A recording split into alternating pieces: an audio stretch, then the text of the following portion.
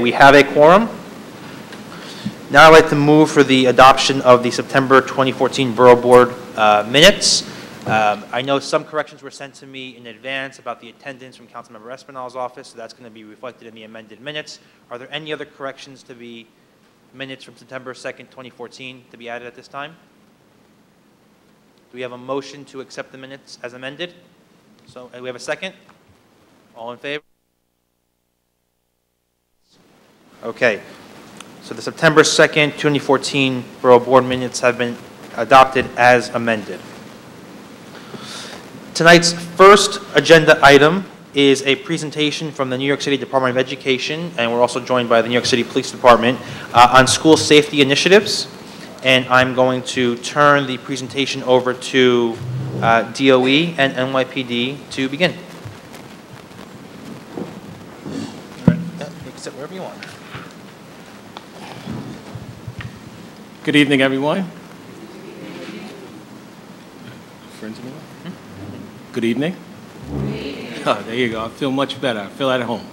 My name is Mark Rampersad. I am the Deputy CEO for Safety and Security for the Department of Education. So first and foremost, thank you for allowing me to come and present to you this evening. One of the initiatives that I wanted to present to you was on the persistently dangerous school designation, since a number of the schools are in the Brooklyn area. The state education department identifies schools as persistently dangerous as part of the No Child Left Behind Act.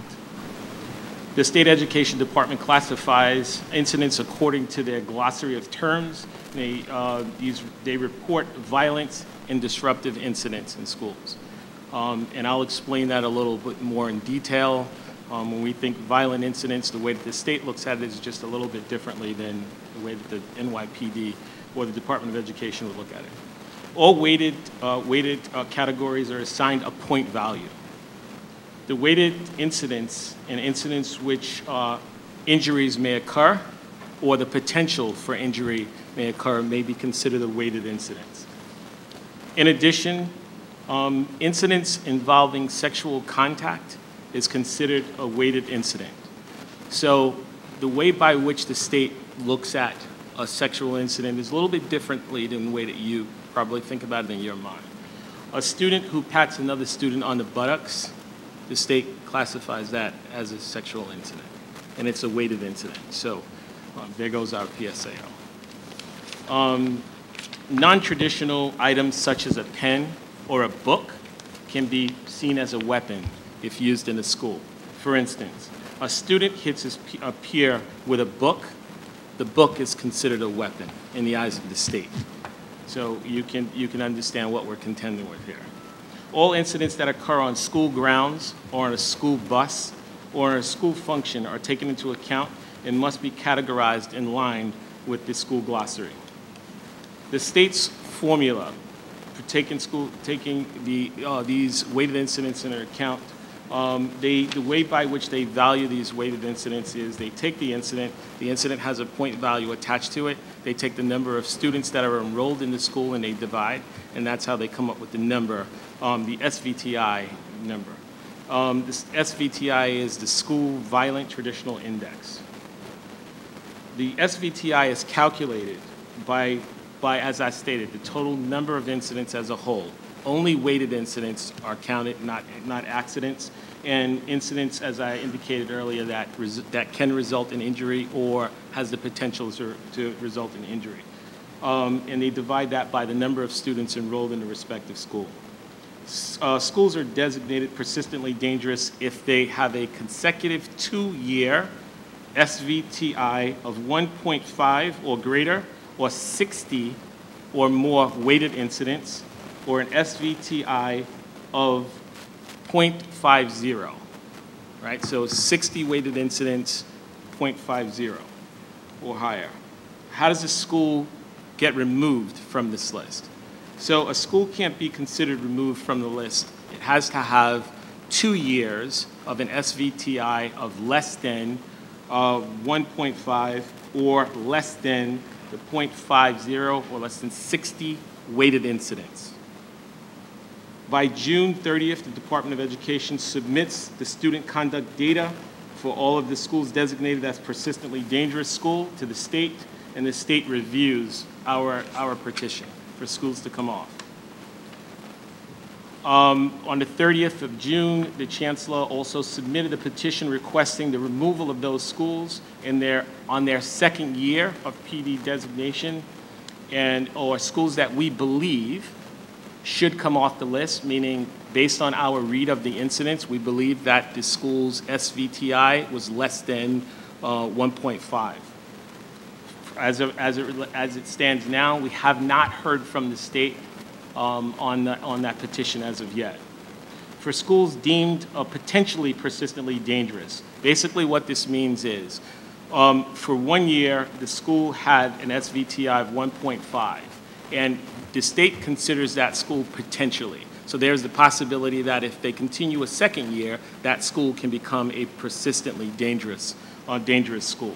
So the Department of Education constantly monitors the numbers, and if we see that a school's numbers are rising, we go in and offer respective support to help the school sort of turn the corner. The State Education Department designated 39 schools in the school district as persistently dangerous schools in August 2014. Now, last year, they didn't name any schools, so that's why this number is so high. We're not sure of why they didn't come out with the list last year. This year, they came out with the list, and obviously, these numbers shocked us all. Of the 39 schools, 3 of the schools closed down in June 2014, and 2 of those schools are in Brooklyn, and 1 of those schools is in the Bronx. Of the 39 schools, 15 of those schools are located in Brooklyn. Obviously, that number would be 17, but 2 schools closed down. Of the 15 schools in Brooklyn, the DOE has petitioned for 7 of those schools to be removed from the list. And as I stated earlier, we still have not heard from the state as it relates to our petition.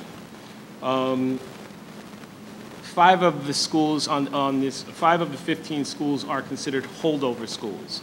Those are schools that have been on the list for 3 years, right? They haven't shown any decline in incidents. And some of those schools are considered D75 schools, right? And we petitioned for those schools as well because some of the behaviors are manifestations of the student's disability. What kind of support does the school get as it relates to this PD designation? Obviously, the state doesn't offer any kind of monetary support to schools. The Department of Education is dedicated to providing trainings for schools such as restorative approaches, LSCI, life space crisis intervention training, peer mediation, life skills, negotiation skills, formal restorative conferences. The Office of Safety and Youth Development, in conjunction with the police department as well as the networks, offer comprehensive safety walks and safety assessments to assess the overall tone in the school. But I invite anyone of you to come and visit some of these schools that the state identifies or designates as persistently dangerous. Principals welcome you, and I can tell you, you don't get a dangerous feel in any of these schools, right? Schools that have a low enrollment, it is very simple for them to get on the list. 5 incidents can put the school on the list, 5 weighted incidents. So it's unfair for those respective schools, and we petition to the state in that respective area. We assist schools in providing their IRP, and that's their incident reduction plan, to the state, to let them understand how the school is going to work to sort of turn around this respective designation that obviously principals hate. They hate to be classified as a dangerous school. You don't get the feel of a dangerous school, and as a part of the state designation, we're required to send notifications to parents, letting them know that the state has classified the school as a dangerous school and giving parents the right to transfer students out. And what our principals have been seeing from parents is parents coming up to say, I don't get the feel of a dangerous school, nor has my children ever come home to tell me that the school is dangerous. When you think about the way by which the state is classifying the school, classifying the incidents, it is not in line with traditional penal law, right? So when you think about a kindergarten student hitting another student with an empty bottle, the bottle became a weapon. Doesn't talk about injury. There is no injury, and in most cases, the student hasn't even gone to a nurse's office, so there's no injury involved, but basically the way by which the state reads the incident, they classify that incident as an assault and using the bottle as the weapon. So I'm trying to give you a real picture of how these designations come about. In our overall designation, we enlist the support of school safety in these respective schools. As I indicated, you don't get the feel that these are dangerous schools. We're constantly visiting our principals, offering support. Our collaborative relationship with the NYPD, the New York City Department of Education, works closely with them on training school safety agents as well as school staff in the area of emergency preparedness and readiness. This current administration is adamant about agents receiving more training in the area of working with our District 75 population, our schools with students with special needs, and our most vulnerable population. So we have collaborated with school safety in that respective area to ensure that every agent in a standalone or shared space school has received intense training to work with our most vulnerable population. Training recruits, we worked with the NYPD and continue to work with the NYPD to train new recruits on DOE policy and procedure, Chancellor's regulations, our overall discipline code, the overall structure of the Department of Education, and that continued collaborative relationship in schools, as well as working on policy and procedures on safety and security related areas. There is, as I mentioned earlier, and I continue to mention, that there is that aggressive focus on training for our D75 population. Right. Questions? Okay. Any questions? So I have a couple questions. Can you explain further the 7 schools out of the 15 that you've appealed to have removed from the list? Those are, can you explain the grounds on which why those are being appealed, and then also address why the other 8 don't or are maybe should be on the list? So as I stated earlier, the Department of Education reads the incidents that are put into the OR system by the respective school. The way by which we see the particular incident and the way by which the state reads the incident, we both see 2 different things. A kindergarten student who hits another student with a soft-covered book and there is no injury, we obviously don't consider that to be the book to be a weapon, because there is no injury and this is horseplay for a student. The state sees that because we don't say things like, there is no injury, a nurse saw the kid and there was no visible injury. So they consider that to be the book being considered the weapon. And we're still trying to wrap our heads around that one. And then as it relates to the 7 schools, based on our read, we believe the incidents as well as the number of students enrolled in the school, the violence index would be less than 1.5, right? And obviously we differ in the state. These schools also have a right to petition for our special needs population and considered and have their actions considered a manifestation of their disability, thus not counting the incident against the school. So those respective schools that we petition for, we believe their numbers to be lower than the number that would require them to be on the list. And so then for the 8 schools that are still on the list, can you give us a snapshot as to whether these are problematic schools, the ones that are in Brooklyn? Are there real concerns there, or what's being done to address those? The violent nature, or whatever term you want to use to describe it, in those buildings and facilities. So none of the schools that are identified as persistently dangerous schools are violent schools, and I'll go on record to say that. right? And the department. Yeah, poor word choice, I apologize. Yeah. No, it's okay, because that's the way the state sees it, right? It's a violence index. So they classify these incidents as violent incidents. None of these schools are considered or perceived in our eyes as being violent schools. And this current administration is focused on supporting every school on this respective list. And all of the professional development and supports that I pointed out earlier is what schools will continue to get to help them sort of turn the corner. And if there are students in schools that have to have their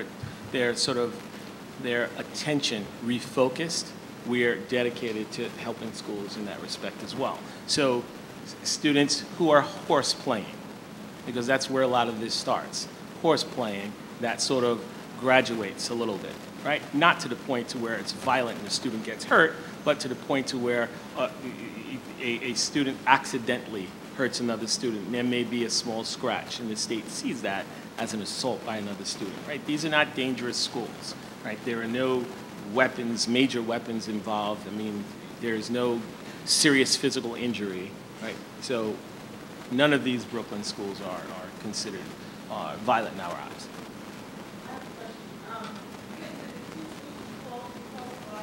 No, 2 of the schools have been phased out. Yes.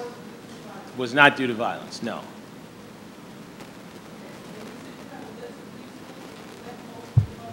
Yeah, yes, it's also on the state's website.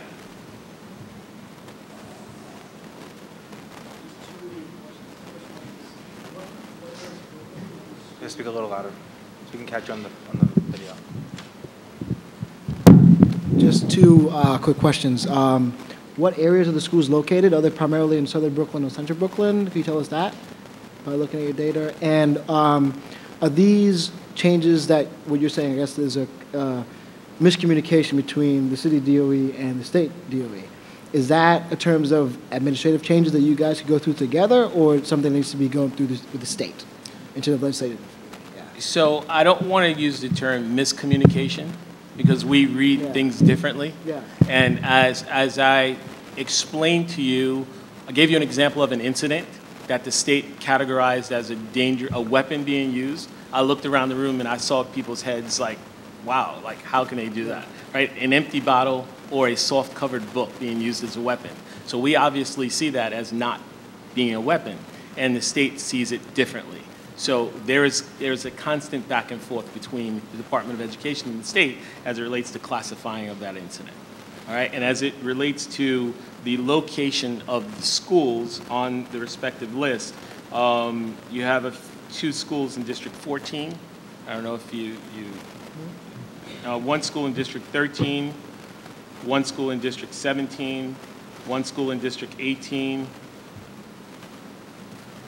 5 schools in District 19, 3 schools in District 23, and then 2 schools in District 75. So they're in different parts of Brooklyn. You seem to be drawing a dichotomy between, on one hand, something either violence, or on the other hand, it's enforcement. And I would suggest that there could be something in between called bullying. And we all know that bullying has been a serious problem in the community. And with these particular schools that have been identified, the department, as part of its support, pursued, organized anti-bullying initiatives.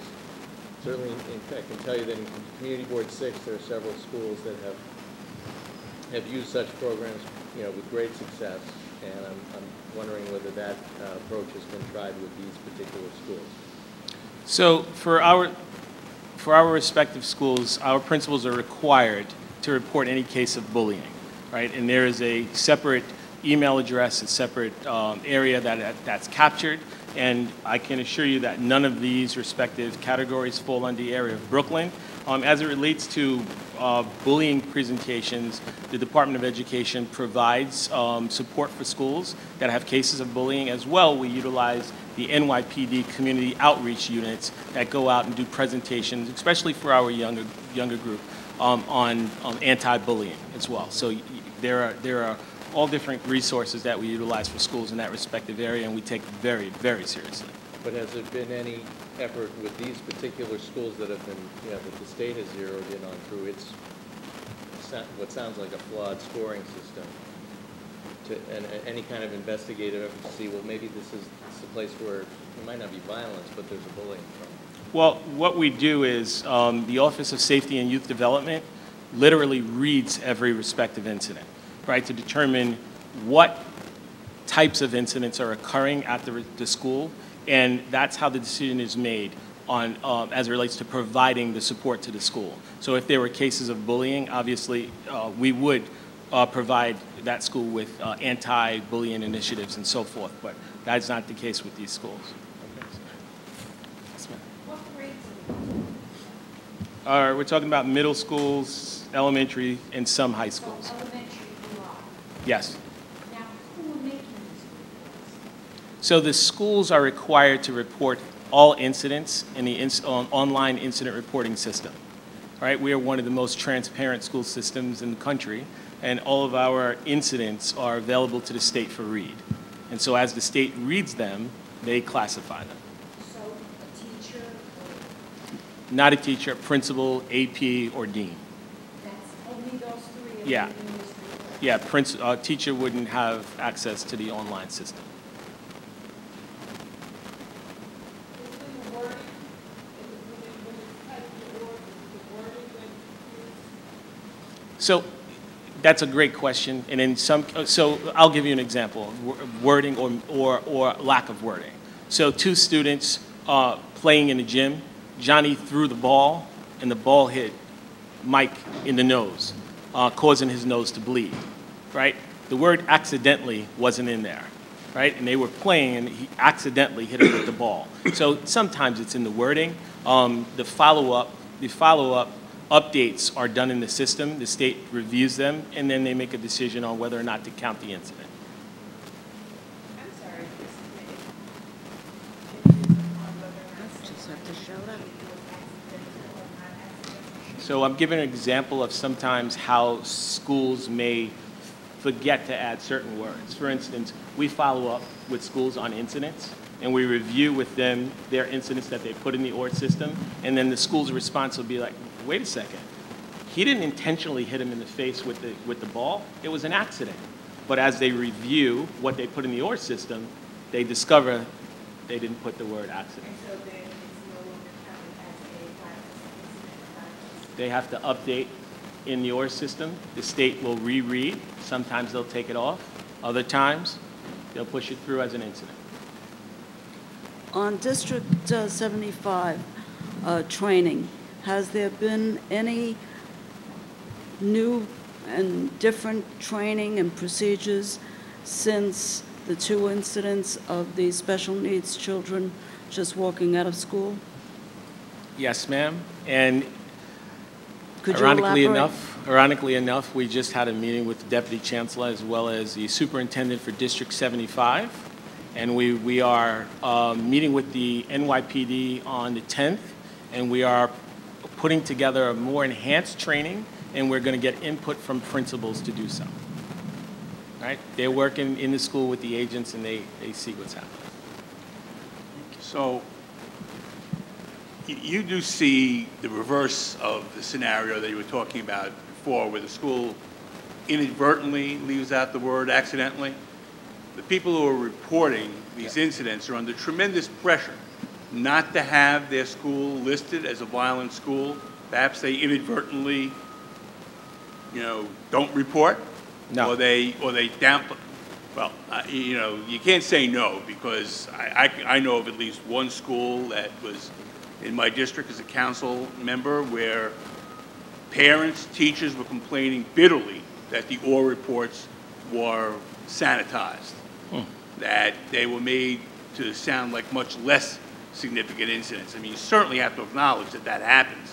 I mean, you're in these, grades that schools are getting. The safety and the environment of the school is a factor, right? And so nobody wants to be a D, everyone wants to be an A. And so the people who you just said are charged with reporting these incidents are the same people who are being called on the carpet when their school gets a D. So you have to acknowledge that. I mean, that the reverse is just as true as the inadvertent omission.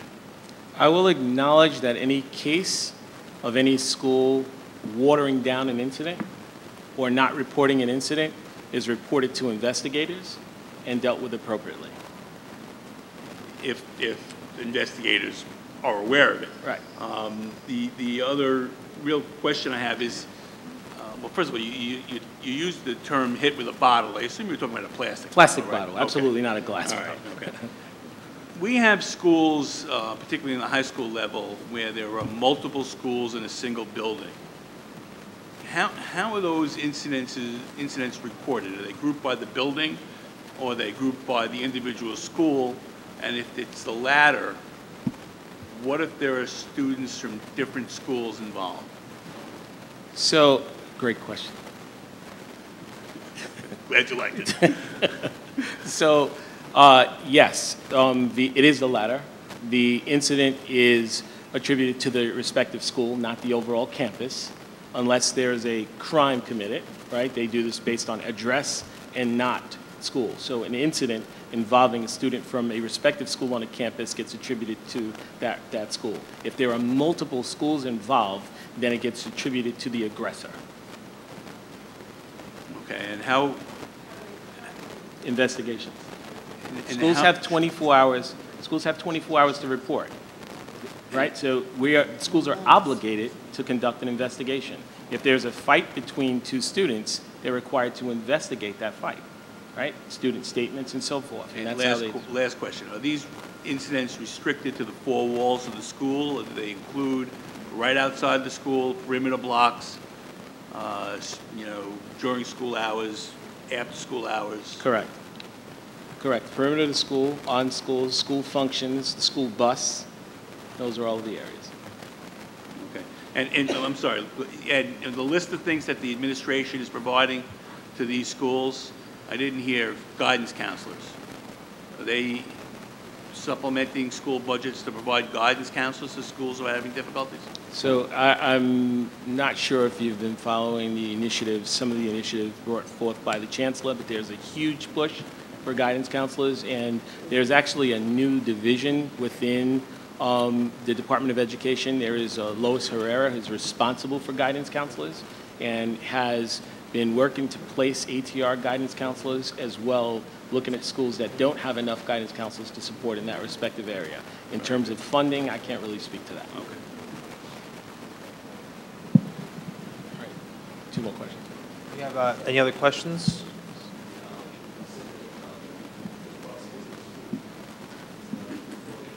Is recorded.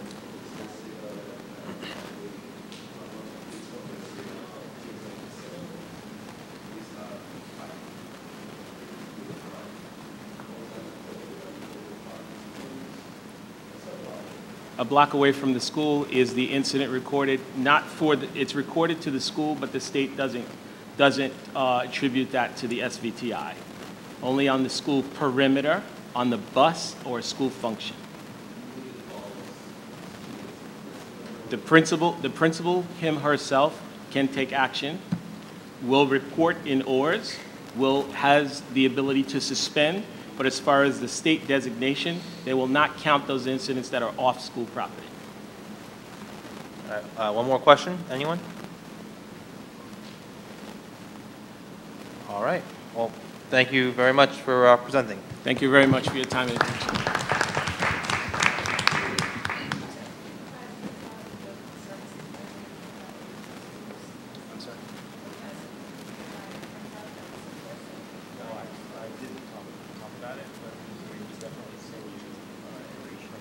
Could we get that for distribution to the whole board? All the services that were discussed as being provided to schools that are on the list, if we can get that list, we can distribute it to the whole board. I know a number of people joined the meeting as the discussion was taking place, so can you just announce yourself so we can record your attendance for the meeting? Board 6. All right, just give me 1 second here. I'll get this all down. Okay.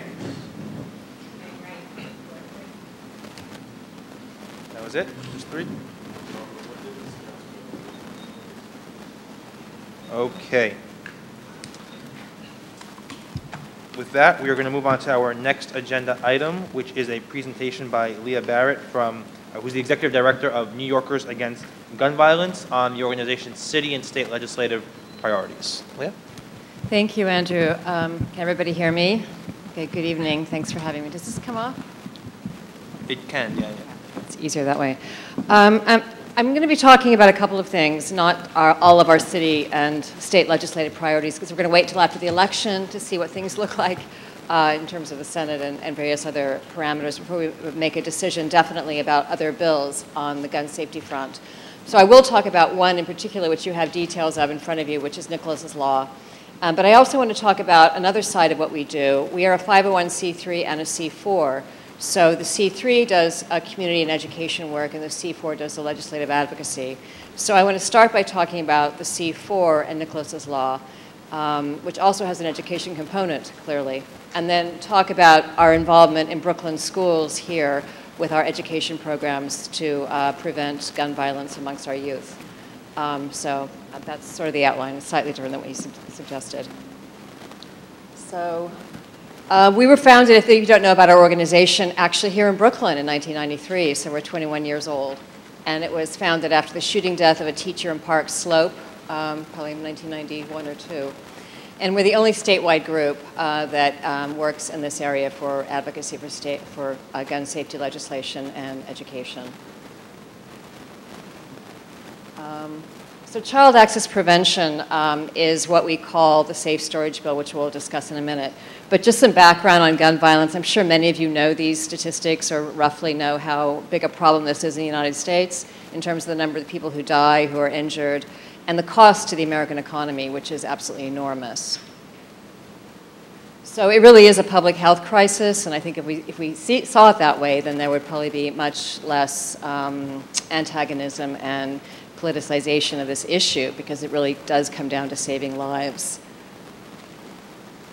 I can make this presentation available to anyone who would like to see it afterwards. It's a PowerPoint. If you could do a comparison with gun violence and motor vehicle accidents and death, you'll see that we're actually on a trajectory gun violence is on a trajectory to actually exceed nationally the number of people who die from guns as opposed to die in vehicular accidents. And the reason gun deaths from cars are declining is because we've taken a public health approach, made cars safer, made our highways safer, had training, we've mandated various standards, and that's occurred over a number of years. And if we took the same approach with gun violence, we would see gun violence declining, but we have not, and therefore we have not seen it decline. It's actually ticking slightly upwards. And just a plea for that smart gun laws, strong gun laws actually do make a difference in terms of saving lives. The CDC releases data on gun deaths every year, and this is 2011 data ranking the states on gun death rates. And it's a combination of two factors: how strong a state's gun laws are, and also the percentage of people who report gun ownership in the state. So gun owners, people who have guns in the home, because a lot of these deaths are suicides. And you can see the #1 ranking used to be held by Alaska, now it's Louisiana. And the average for the United States is 10 per 100,000 deaths from gun violence. So these states are clearly above that. If you look at the states with stronger gun laws, and New York happily is in that group, and gun ownership rates are relatively lower, you'll see that New York ranks #4. So we have the 4th lowest gun death rate in the country. And that's no accident. It's because we do have strong gun laws and we are enforcing them. Children and guns, we know this is a very big problem. Our country is unique among industrial countries in terms of the number of children who become or killed and injured by gun violence. And it's the leading cause of death amongst black children and teens in the United States. More data. This is, I just updated in 2011, we know that 389 people under the age of 18, I guess you would call them children. People say sometimes under 16 or under 18, but young people, were hospitalized with non-fatal gun injuries, and 60 of these were accidental.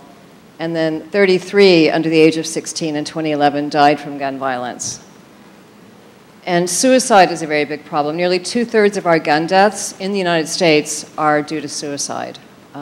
So with a 32,000 figure, around 20,000 are suicides. And a gun in the home, it's sort of a no-brainer, you would think, does increase this risk substantially. This is a picture of a young boy who is 13 years old. He committed suicide in January of 2013, Michael Graham.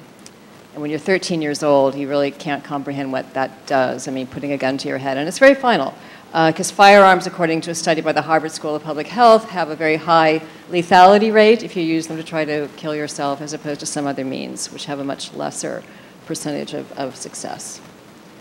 And then these are statistics that I wish we could update, but since 1996, Congress has basically blocked any federal funding into gun violence research. So we've had very little money going into this area, so there's very little known. There are very few comprehensive studies, hardly any done at the federal level, on the extent of the problem, the types of guns used, the circumstances, even good data collection and tracking. There's a lot of inconsistencies in the way these data are reported state by state and by municipality. So there is a huge, huge gap and hole in the way we actually collect data. And I think that's deliberate on the part of the corporate gun lobby, because they don't want good data to be collected, because the basis of good policy is good evidence-based data. You can then take that and design good policy, as we did in the area of motor vehicle deaths and accidents.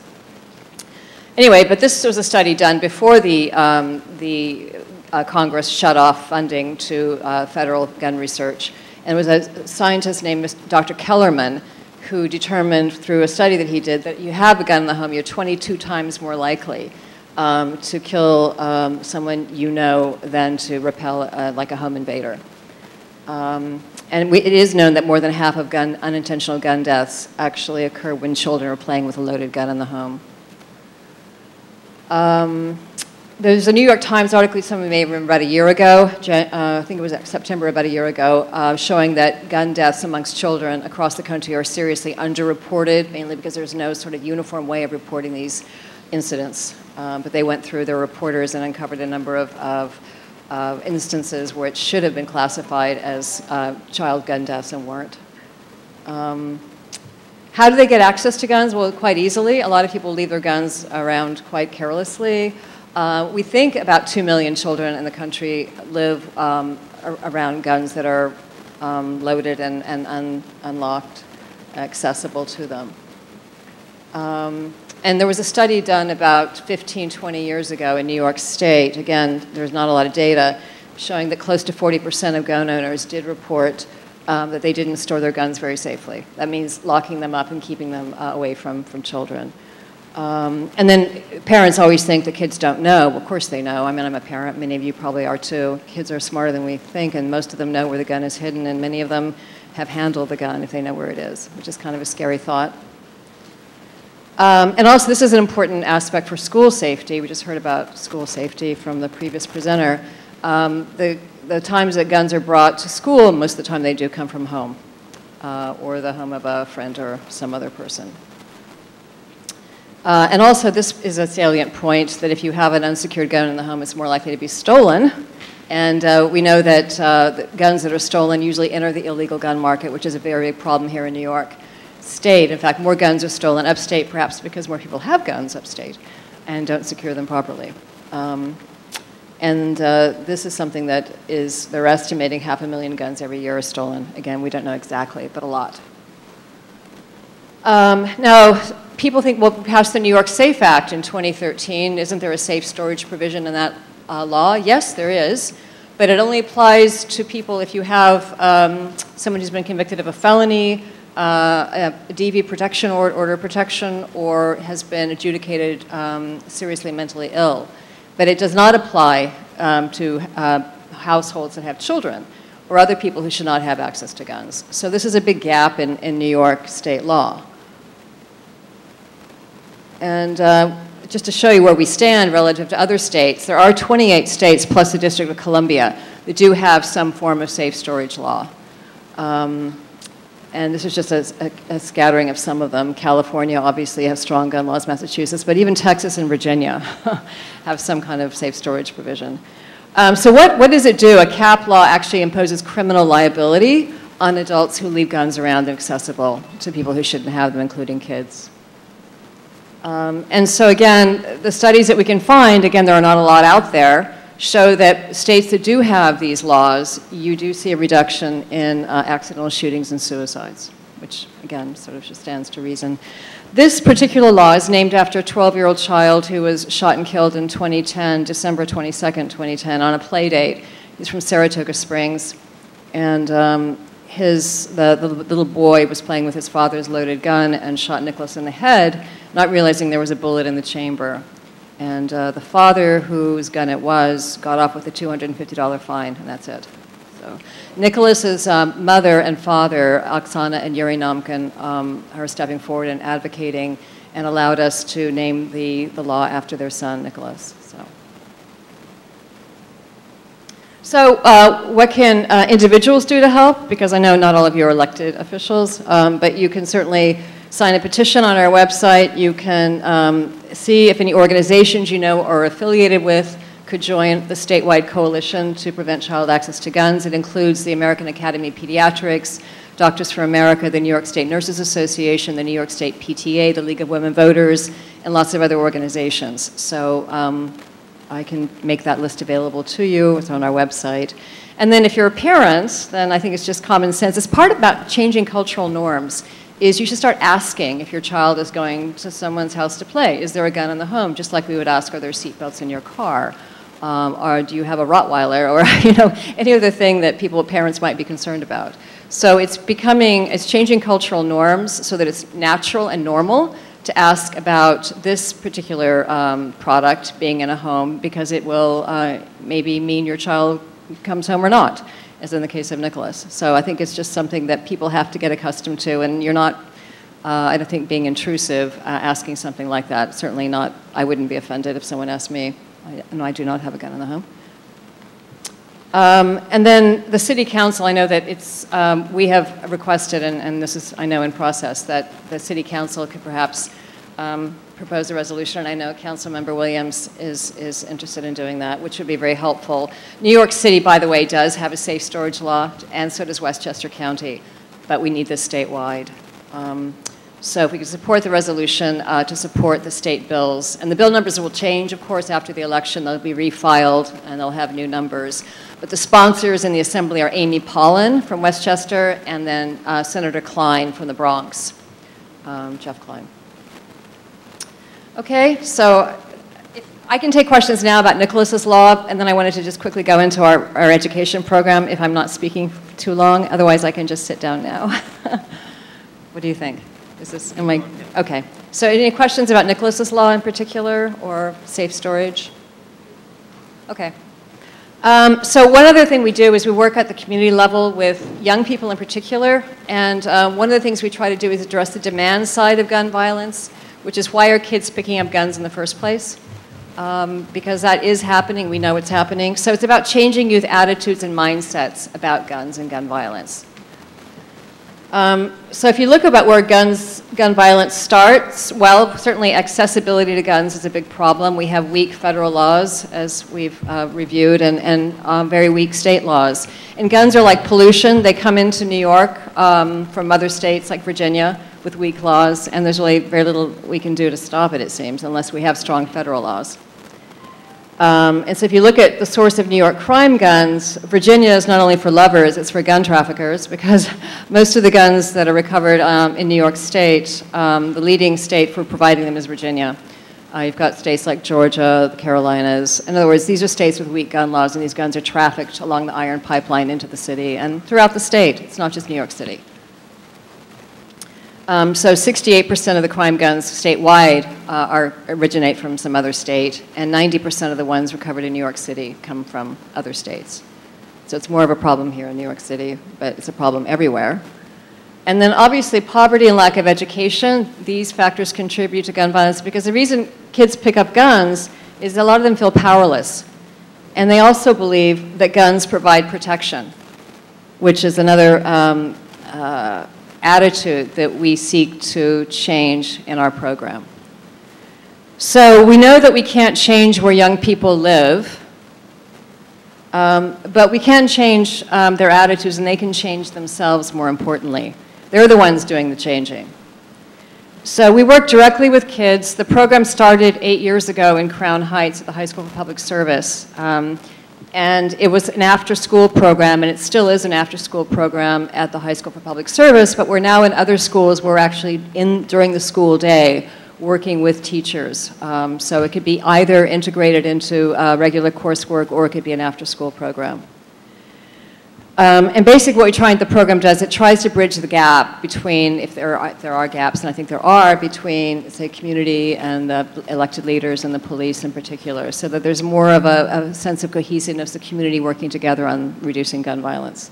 So the program is called Reaction. It's named by the kids because it's their reaction to gun violence. It's year-long. We just started it. It runs from October through June. Kids can get community service hours for it. And the whole idea is that they're interactive lesson plans. So the kids it's very much, they're leading it. They are the experts when it comes to gun violence because they're living with it day in and day out, and they know usually where guns can be found, they know people who own guns, and they know people who've been killed or injured by guns. So again, this is about changing attitudes and mindsets. It gives kids a voice, recognizes that they actually have value, that there are things that they can do to make a difference in their communities.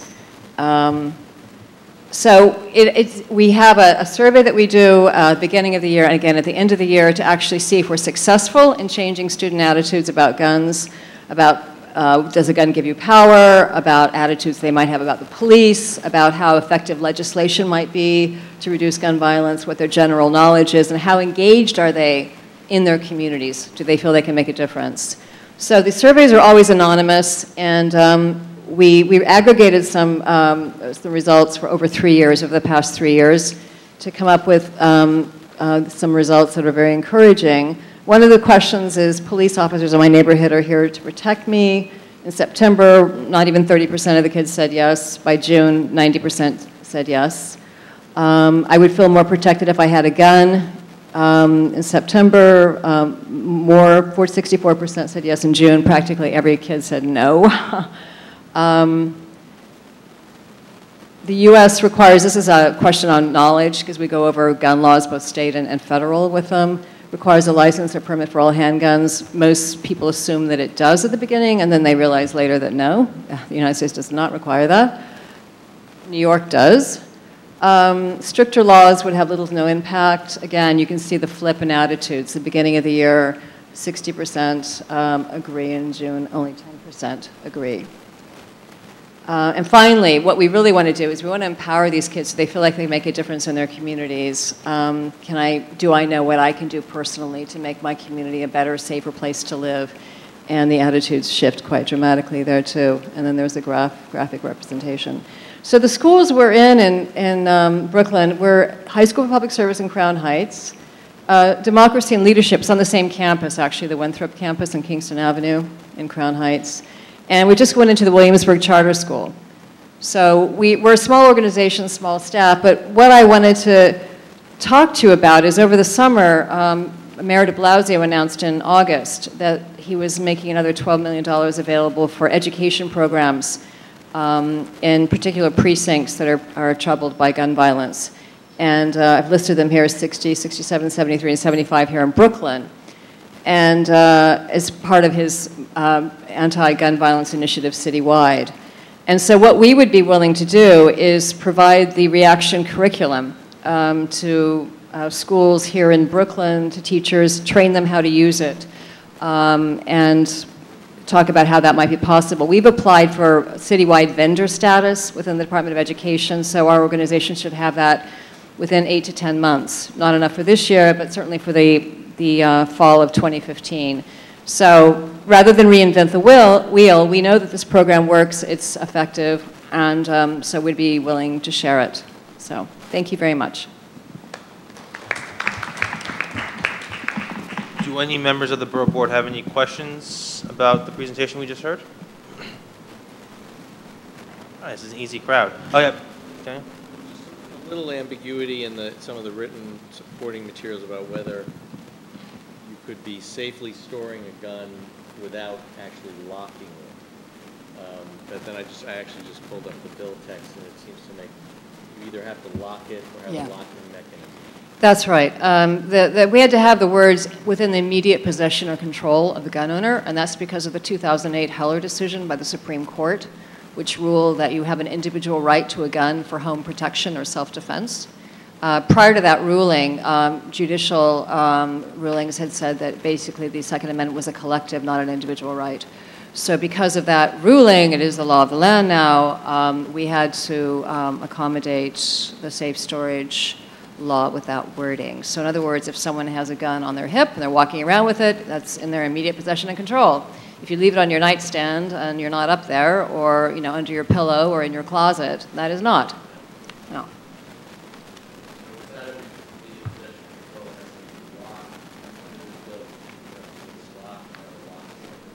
That's right. Locking mechanism or in a safe storage, a safe, yeah.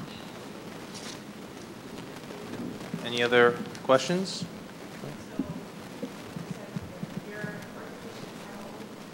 We've been around since 1993, 21 years.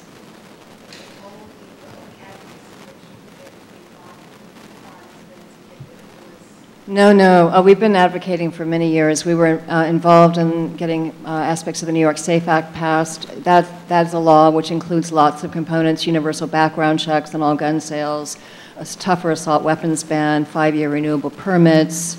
There are lots of components of New York SAFE. We've been advocating and lobbying for many, many years on that. So no, this is not the only one. This is one of our priorities this year. There will be others, but as I said at the outset, we're going to wait and see how the Senate looks after the election, because obviously if it becomes, if it's more democratic, then we'll have a higher chance of passing more gun safety legislation. So we're just being pragmatic.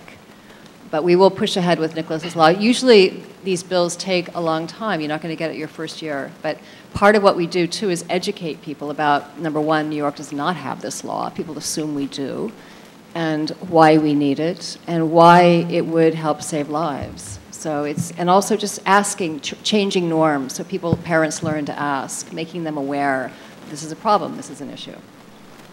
I mean, we have so many issues, and when it comes to gun violence, and we can't do it all at once. And our biggest problem in New York State, as I see it, I'm from Kansas originally, and my father was a gun owner. My brother was murdered in 1997, which is how I got into this whole area. But my father always kept his guns locked and safely stored. It was just part of the culture I grew up in. But I think now that the gun lobby has been so aggressive, and of course they want to sell more guns, you've seen a substantial loosening of gun laws across the country, both federally and particularly at the state level, which has meant people have been dying.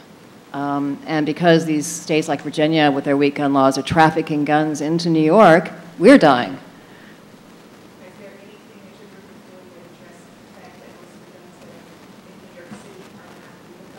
Yes, we also work on the federal level, absolutely. We're one of 30 state groups. We're part of an organization called States United to Prevent Gun Violence. We also work with the Brady Campaign. We work with Americans for Responsible Solutions. We work with Bloomberg's group. So we work in concert, really, with all of the gun violence prevention groups out there to do what we can.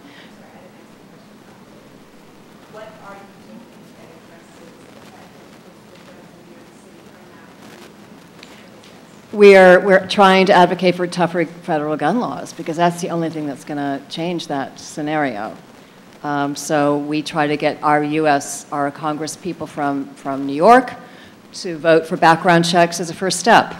Tougher penalties for gun trafficking as a second step. Senator Gillibrand had a gun trafficking bill, and Schumer and Gillibrand, our senators, are very, very good on this issue.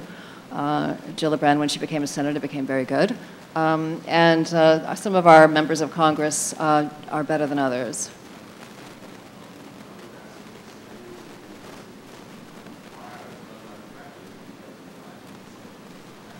Yeah, very good question. Well, Congress has immunized them, for one.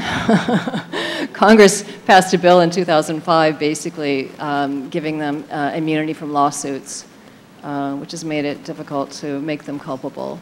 Yeah. Guns, by the way, are the only consumer product not regulated by the Consumer Product Safety Commission.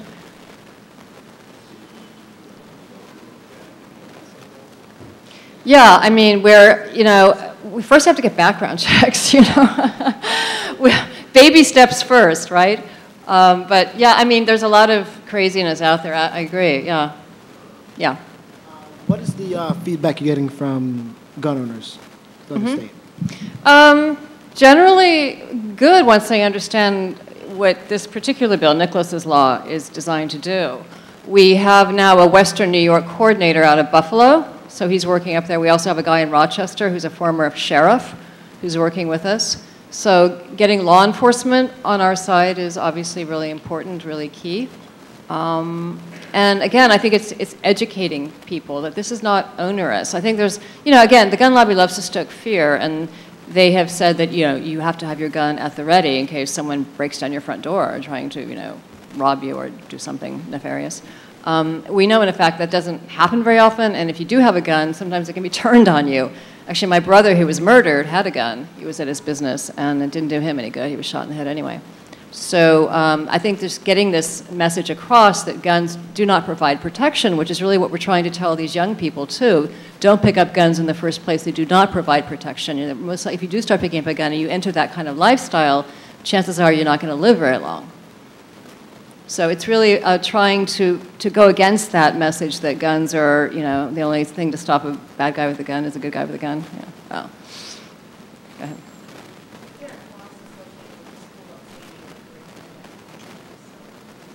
No, there isn't. I mean, we'd be willing to share it. I think the only thing we'd really need to do is we'd like to retain our brand, New Yorkers Against Gun Violence, and then we could help provide training. So that's really what we want to do is if you have teachers like social studies teachers or after-school teachers who want to do this, when we become a vendor, then we'll be able to offer it more freely. But in the meantime, if there's a demand for it, then we'd be happy to, as part of Mayor de Blasio's announcement that education is important and we agree, we'd be happy to talk to people about that. Yeah. Have any similar laws in our state been subject to second Yeah, very good question. Yes, they have in California and Massachusetts, and they both withstood them. Okay, any other questions? Okay, so, as Leah alluded to during her presentation, the Borough President is very interested in Nicholas's law, and we are working with Councilmember Williams' office to put together a city council resolution to call on the legislature to pass this legislation, and making sure that it comports with what standards that New York City has in place. New York City obviously is where we all live, but we want to make sure that all of New York State is a safe place for young people and everyone to live. So we're going to be looking at other council members as well and reaching out to your offices to help co-sponsor the legislation with us. We think this is really important, and this is something that the Borough President has been focusing on his career for the last 30-plus years as a cop, state senator, and now as Borough President. So he strongly supports this push and this legislation, and we hope to see this come to fruition at the state level. And we're going to contribute whatever we can to that effect. Just quick follow-up, sorry. I know that you say you're working in schools in the targeted precincts. Are you also working with the NYPD in terms of your program as well? Yes, over the summer we did 11 workshops with the Police Athletic League. Yeah, Sergeant Clark's great. Do you know him? Yeah. Yep, Gail?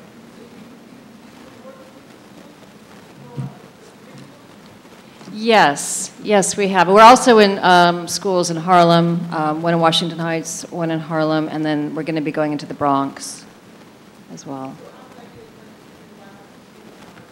You can email me. I've got my card here. I also just wanted to pass around, I have a couple of brochures on both our organizations, the C3 and C4, which you can take, and then elected officials can come to our benefit October 20th without paying, is to benefit our education programs. And we're honoring Carolyn McCarthy, the congresswoman from Long Island who's retiring, and she's going to be presented her award by Mario Cuomo, the former governor. We're also honoring DA Cyrus Vance, Manhattan DA, Amy Domini of Domini Social Investments. They don't invest in guns, which is wonderful. So I'll just pass this around too. If people want to pass it to the council members to attend, we'd love to have them. All right. So moving on, I know we had discussed, and it was sent out in advance, a draft resolution that the Borough President was going to ask the Borough Board to review and pass. in support of Nicholas's law, calling on the state legislature to pass the legislation and the governor to sign it. We are going to withdraw that resolution for now and reintroduce that in November to give the community boards a chance to go back to their respective boards and solicit input from their board members, as well as to give the council members a chance to fully vet the resolution as well. So without any objection, we're going to withdraw that from the agenda tonight, but we will put that back on the agenda for the November meeting. So please take the next month to take it back to your boards. I will resend out the background information and any additional supplemental information you need. Please reach out to us, and we'll get that to you as soon as possible. And we're going to call for a vote on that at the November meeting. So that concludes our agenda for tonight. Do any members of the Borough Board or the representatives have any old business to discuss? Any new business to discuss? No? Okay. Well, our next meeting is going to be on Wednesday, November 5th, because November 4th is Election Day. And so we had put that out on the schedule earlier this year. It's going to be on Wednesday, November 5th. That's one of the only other 3 days in the month that's available for Borough Board meetings, so that everyone has community board meetings. So it'll be the same time, same place, but on Wednesday in November. And with that, can I have a motion to adjourn the meeting? I don't see any. Is there a motion? I can't. Is there? You guys sure? Is there a second? Okay, well, thank you everyone for coming this evening.